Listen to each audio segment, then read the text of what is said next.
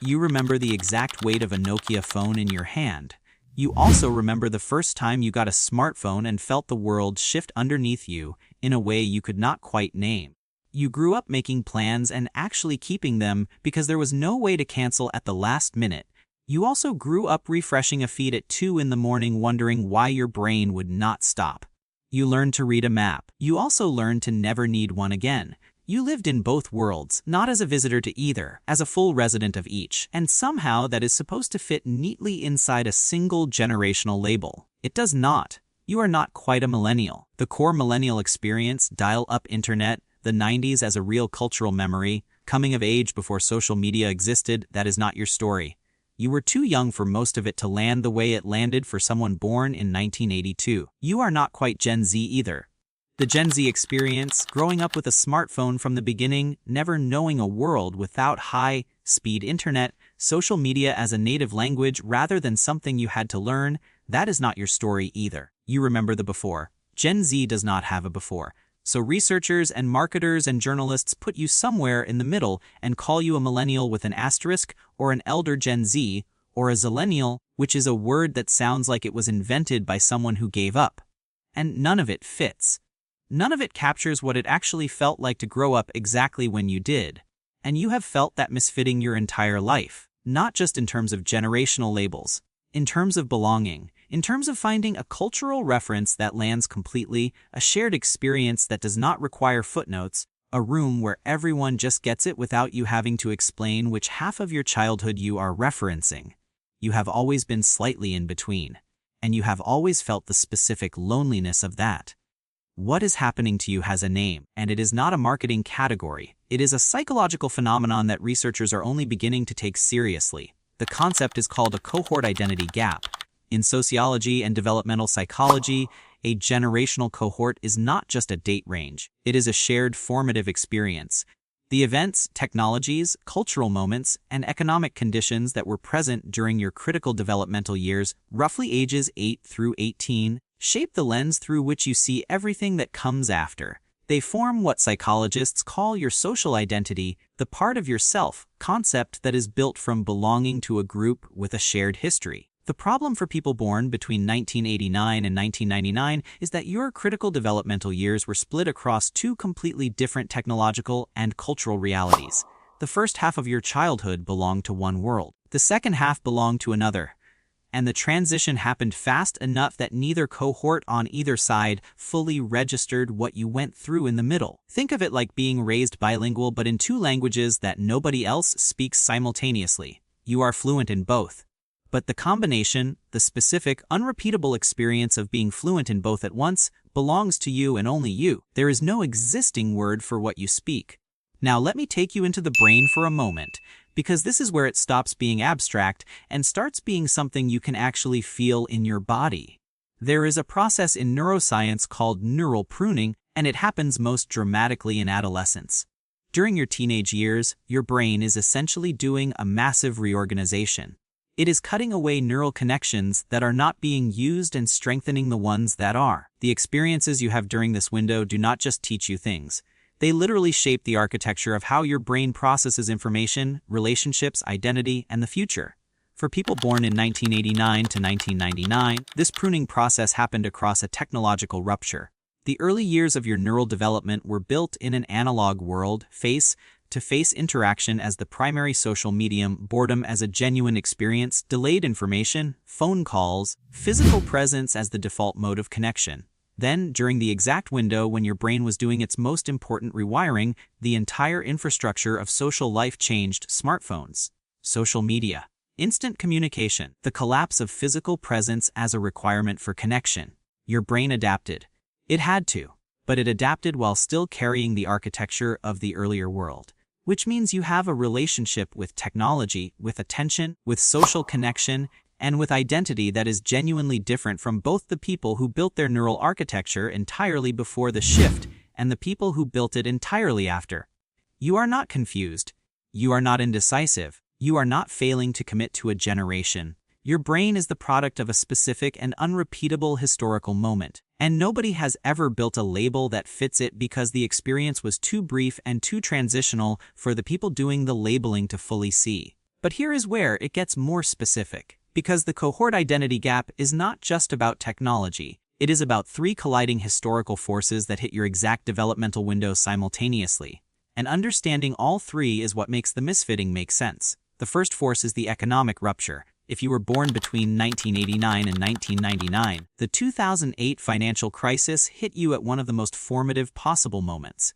If you were born in 1989, you were 19 when it happened, old enough to watch the world your parents promised you evaporate in real time just as you were stepping into it. If you were born in 1999, you were 9, young enough that it shaped your parents' anxiety, your household's mood, the background hum of your childhood without you fully understanding why everything felt slightly precarious. Either way, it hit you. The message it delivered was quiet but lasting. The script that previous generations were handed, work hard, get a degree, get a job, build a life on solid ground, that script was visibly failing all around you during exactly the years when you were supposed to be internalizing it and deciding whether to follow it.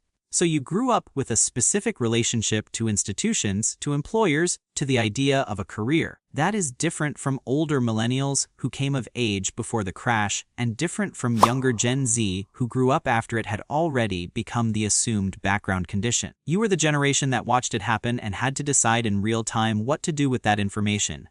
The second force is the identity acceleration. The period from roughly 2009 to 2016, the years when most of this cohort was between 10 and 27, was the fastest period of social identity change in recorded modern history. Conversations about gender, race, sexuality, mental health, and social justice moved from the margins to the center of public life at a speed that no previous generation had navigated. For people in this cohort, this meant something specific. You were forming your own identity at the same moment that the frameworks for understanding identity were being publicly dismantled and rebuilt. The vocabulary that existed when you were 12 did not exist when you were 20. The things you were taught to take for granted were being questioned, often rightly, exactly as you were deciding who you were. This is not a political statement, it is a developmental one. Identity formation requires some stable reference points, and this cohort had fewer of them than any adjacent group. The millennials slightly older than you had largely already formed their sense of self before the acceleration. The Gen Z cohort slightly younger than you grew up with the new frameworks as givens. You were in the room when the room was being renovated, and you had to build yourself in the middle of the construction noise. The third force is the attention rupture. This is the one that lives most visibly in your daily life, and I want to describe it precisely because the way it is usually discussed misses the specific thing that happened to this cohort. People who grew up entirely before smartphones developed their attentional capacities, their ability to sustain focus, to sit with boredom, to be present in a physical space, in an environment that rewarded those capacities. People who grew up entirely after smartphones developed their attentional capacities in a new environment. They do not know another one. They are adapted to it. But this cohort, people born 1989 to 1999, had their attentional architecture partially built in one environment and then had to adapt it to another. You know what deep focus feels like because you practiced it as a child in a world that required it. You also know what it feels like to lose it. You have a before and an after on this. And the gap between them is a kind of specific grief that you probably feel every time you pick up your phone to do one thing and come up for air 40 minutes later having done nothing you intended. You are not weak. You are not lacking discipline. You are someone whose brain was wired for one kind of attention and then had to retrofit itself for another. And the friction of that retrofitting is real. You feel it as the inability to read the way you used to read. The difficulty sitting with silence. The faint guilt that follows almost any screen session. The memory of being bored, genuinely productively bored, that feels almost impossible to access now. You remember that boredom. Gen Z largely does not. That memory is part of what makes you different. Here is what nobody who writes about generations ever says clearly enough. The real cost of not having a label that fits is not that you cannot tick a box on a survey. The real cost is that the absence of a recognized, shared identity makes it harder to process your collective experience as meaningful. Human beings make sense of their lives partly through the stories they tell about the group they belong to. We survived this. We came of age during that. We are the generation that understands what this particular moment felt like. Those narratives do not just provide comfort, they provide coherence. They help you locate yourself in history and in relation to other people. When your cohort falls between two named narratives, you end up doing a kind of perpetual identity accounting. You borrow from the millennial story for some things, from the Gen Z story for others, and neither fully covers you. You spend a low-level cognitive energy your whole life translating between two cultural languages to explain yourself to people on either side. And that translation work is invisible to everyone around you, which makes it lonelier. And there is a specific kind of nostalgia that belongs to this cohort and almost nowhere else. It is not millennial nostalgia, which tends to be warm and uncomplicated 90s cartoons, early internet wonder, the feeling of a world that was about to become amazing. It is not Gen Z nostalgia, which is often ironic and second-hand, an aesthetic relationship to eras they did not actually live. Yours is something stranger. It is the nostalgia of someone who remembers standing exactly at the transition point. Who remembers the last summer before everyone had a smartphone? Who remembers the specific texture of making plans that could not be changed, of being unreachable for an afternoon, of a Saturday that had no documentation? Who watched that world close and opened the next door and walked through it and never looked back, but also has never entirely stopped missing what was on the other side? That nostalgia does not have a name. But you know exactly what I am describing, and the fact that you know it, the fact that it landed immediately, is itself a piece of evidence that your cohort experience is real whether or not anyone has built a label for it. So what do you do with all of this? Not in the sense of fixing it, there is nothing to fix, but in the sense of carrying it well, understanding it accurately, and finding a way to locate yourself that does not depend on a generational marketing category finally getting it right. The first thing is to stop using external labels as the primary container for your identity. Generational categories were invented by demographers and marketers to describe large trends in consumer behavior. They were never designed to capture the complexity of a developmental experience. For most people, the fit is approximate enough to be useful. For your cohort, the fit is genuinely too poor to build your self-understanding on.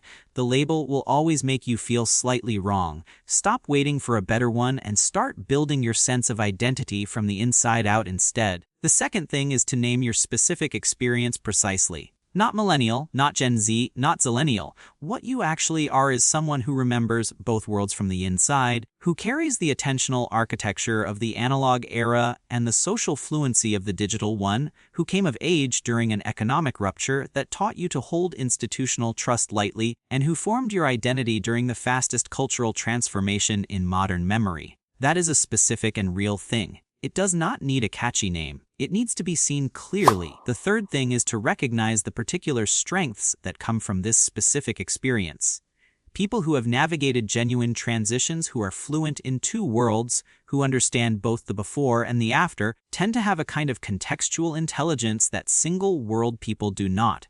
You understand what was lost in the shift to digital life because you knew the thing that was lost. You also understand what was gained because you lived that too. That double vision is not a liability. It is a form of perspective that becomes increasingly valuable as the world keeps accelerating. The fourth thing is to find your people by experience rather than by date. The cohort that shares your experience is not perfectly bounded by 1989 and 1999. It is bounded by the developmental experience. Someone born in 1987 who grew up in a household that was late to adopt technology might share your world more completely than someone born in 1994 who had a smartphone at 11. The shared experience is the thing, not the birth year. Look for people who know both worlds from the inside. They are your real cohort regardless of what the charts say. Here is something true about you that I want to say plainly. You grew up in the seam of history, not in one era or the other, but in the exact moment where they met. That position, the in-between position, the transitional position, is uncomfortable in ways that are very hard to articulate to people who did not share it. But it is also the position from which you can see both sides clearly. You know what it is to be bored and what it costs to lose that. You know what it is to be truly unreachable for an afternoon and what it means that no one is anymore. You know what it felt like when a plan was a plan and a promise was a promise because there was no mechanism to break it at the last minute. You carry that knowledge in your body. It is part of how you see the world, and the world needs people who can see what was before and what is now and understand the distance between them without pretending the gap does not exist. You are not between two generations. You are the generation that watched the door close on one world and open on another, and you had the specific, unrepeatable experience of standing in the doorway while both were real. That is not a gap in history. That is a vantage point. And in the next video, we are going to talk about something that affects this cohort more than almost any other, the specific kind of quarter, life, and mid-life uncertainty that comes from growing up with two completely different scripts for what a successful life is supposed to look like, and then having to write your own from scratch. If you have ever felt like you are behind on a timeline that you are not even sure you believe in, that one is for you.